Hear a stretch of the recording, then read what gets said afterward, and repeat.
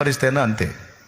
మొర్ర పెట్టడమే మన పని, కన్నీరు గార్చటమే మన పని, గోజాడటమే మన పని, వాళ్ళని హెచ్చరించటమే మన పని.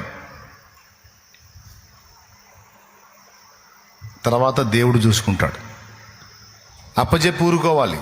ఒకటే డైలాగ్, నిత్య జీవానికి నిర్ణయించబడితే రక్షించబడతా, లేకపోతే పోతా, చేయగలిగింది ఏం లేదు.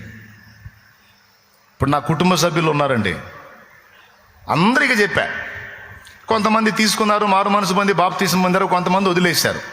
ఇంకా నేను ఏడుస్తా కూర్చోమంట వాళ్ళ కోసం?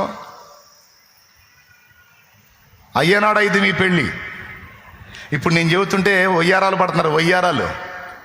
రేపు అయిద్ది. ఇప్పుడు వయ్యారాలు పడండి, రేపు వయ్యారాలు పట్టడానికి కాళ్ళు ఉండవు.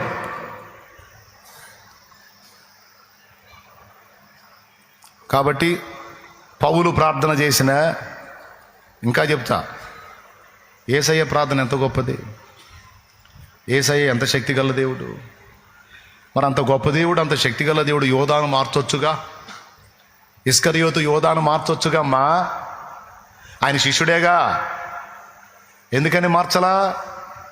మార్చడు. వాడి వ్యక్తిగతం వాడిది, వానికి స్వేచ్ఛ ఇచ్చాడు. ఆ స్వేచ్ఛను బట్టి వాడు తన ఆత్మను అమ్ముకున్నాడు. సాతానుకు హృదయపూర్వకంగా తనను తాను అప్పగించుకున్నాడు.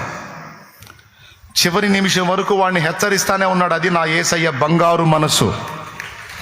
కొడు చివరి నిమిషం వరకు ఇస్కరియోతు యోధాను హెచ్చరిస్తానే